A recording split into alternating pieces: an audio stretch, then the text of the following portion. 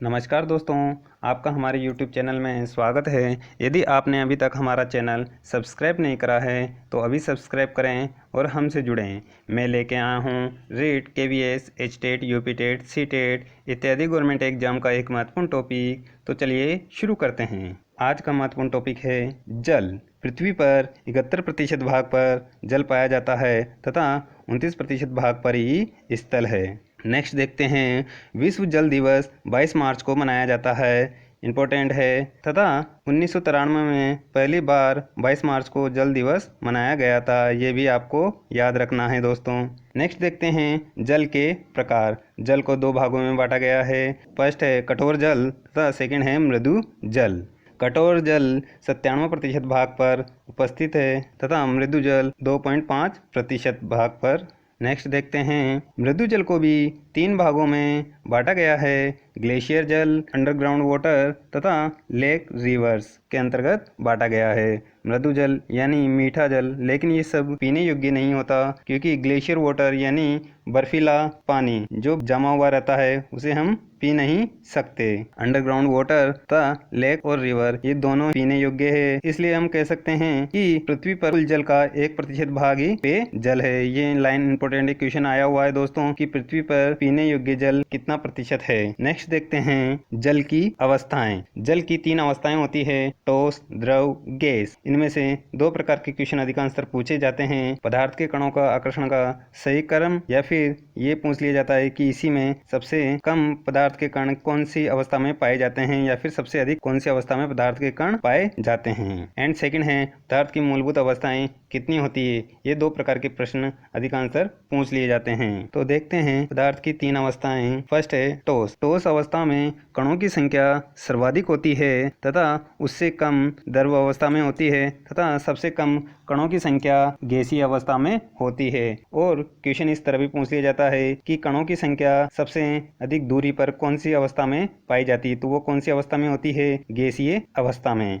Next देखते हैं, इसके अंतर्गत एक नोट दिया गया है दोस्तों, पदार्थ के कणों के मध्य आकर्षण का सही क्रम। आकर्षण का सही क्रम है ठोस सबसे अधिक कण होते हैं, उससे कम होते हैं द्रव में तथा उससे कम होते हैं गैसीय अवस्था में। नेक्स्ट देखते हैं जल चक्र। जल चक्र आपको पता ही होगा कि जल चक्र किस प्रकार होता है। जैसे सबसे पहले समुद्र नदियों का पानी वाष्पीकरण होकर ऊपर चला जाता है तथा संघनन होकर घर्षण के द्वारा नीचे वापस पुनः धरती पर लौट आता है। इसके अंतर्गत एक महत्वपूर्ण नोट दिया गया है कि वर्षा के होने में संघनन की महत्वपूर्ण भूमिका होती है। नेक्स्ट देखते हैं जल के इंपॉर्टेंट पॉइंट, जिसमें फर्स्ट है जल का क्वथनांक होता है। जल का क्वथनांक कितना होता है, 100 डिग्री सेल्सियस यानी बॉइलिंग पॉइंट। नेक्स्ट देखते हैं जल का सर्वाधिक घनत्व होता है। जल का सर्वाधिक घनत्व 4 डिग्री सेल्सियस तापमान पर होता है। नेक्स्ट देखते हैं जल का सर्वाधिक आयतन होता है बर्फ बनने पर या फिर 0 डिग्री सेल्सियस पर। ये क्वेश्चन आया हुआ है दोस्तों, ये आपको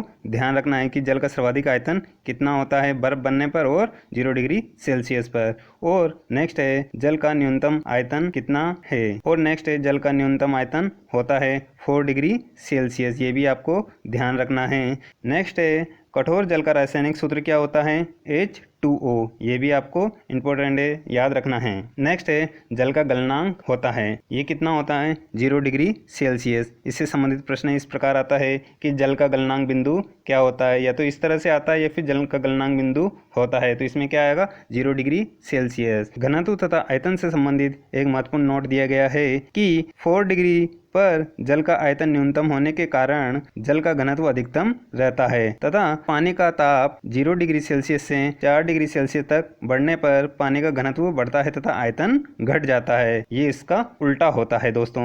नेक्स्ट देखते हैं शुद्ध पानी का pH 7 होता है। नेक्स्ट देखते हैं पीने योग्य पानी की pH 6.5 से लेकर 7.0 तक होती है। ये इंपॉर्टेंट है दोस्तों, क्वेश्चन आया हुआ है, आपको ध्यान रखना है कि पीने योग्य पानी की pH कितनी होती है, 6.5 से लेकर 7.0 तक होती है। नेक्स्ट देखते हैं सामान्य व्यक्ति के अंदर 5 से 6 लीटर खून होता है, जिसमें 90% पानी होता है। ये आपको ध्यान रखना है कि सामान्य व्यक्ति के अंदर कितने लीटर खून होता है और उस खून में कितने प्रतिशत पानी होता है। नेक्स्ट देखते हैं, शुद्ध पानी पारदर्शी होता है। ये भी इंपॉर्टेंट है कि शुद्ध पानी कैसा होता है, पारदर्शी होता है। नेक्स्ट देखते हैं, शुद्ध पानी विद्युत का कुचालक होता है। ये आपको ध्यान रखना है कि शुद्ध पानी विद्युत का क्या होता है, कुचालक होता है। नेक्स्ट देखते हैं, शुद्ध पानी उदासीन होता है। शुद्ध पानी कैसा होता है, उदासीन, अर्थात लिटमस पेपर का रंग परिवर्तन नहीं करता है। नेक्स्ट देखते हैं, शुद्ध पानी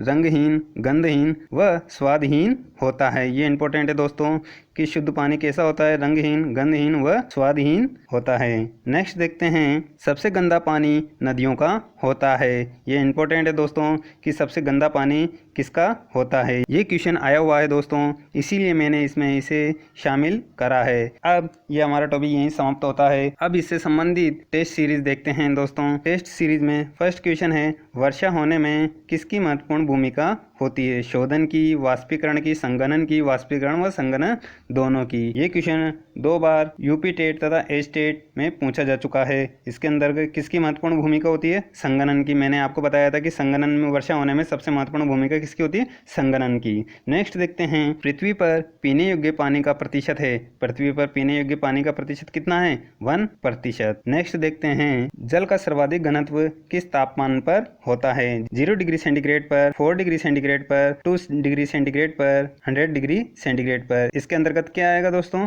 4 डिग्री सेंटीग्रेड पर। मैंने बताया था कि जल का सर्वाधिक घनत्व कौन से तापमान पर होता है, 4 डिग्री सेंटीग्रेड पर। तो इसके अंदर क्या आ जाएगा, बी। नेक्स्ट देखते हैं, कठोर जल का रासायनिक सूत्र होता है। कठोर जल का रासायनिक सूत्र क्या होता है दोस्तों, H2O होता है। ये हमने देखा था। नेक्स्ट देखते हैं, जल का कितना प्रतिशत भाग सागरों और महासागरों में है। ए 80%, बी 90% तथा सी 95% और डी 97%। इसके अंतर्गत क्या आएगा, सागरों व महासागरों में कितने प्रतिशत पानी है, 97%, यानी डी ऑप्शन इसमें राइट हो जाएगा। नेक्स्ट देखते हैं, शुद्ध जल का क्वथनांक होता है। शुद्ध जल का क्वथनांक कितना होता है दोस्तों, मैंने आपको बताया था कि क्वथनांक यानी बॉइलिंग पॉइंट। तो शुद्ध जल का क्वथनांक कितना होता है, 100 डिग्री सेल्सियस पर पानी उबलने लग जाता है। नेक्स्ट देखते हैं, पदार्थ के कणों के मध्य आकर्षण बल का सही क्रम है, ठोस, द्रव, गैस। तो इसके अंतर्गत सही आंसर आ जाएगा हमारा ए। सबसे अधिक किसमें होते हैं, ठोस में, उससे कम किसमें होते हैं, द्रव में, तथा सबसे कम किसमें होते हैं, गैसीय में होते हैं। हमारा ये टॉपिक यहीं समाप्त होता है दोस्तों। इस टॉपिक से संबंधित आपका कोई सवाल हो या क्वेरी हो तो हमें कमेंट बॉक्स में लिखें तथा हमारा चैनल सब्सक्राइब करें, लाइक करें, शेयर करें। थैंक यू, धन्यवाद।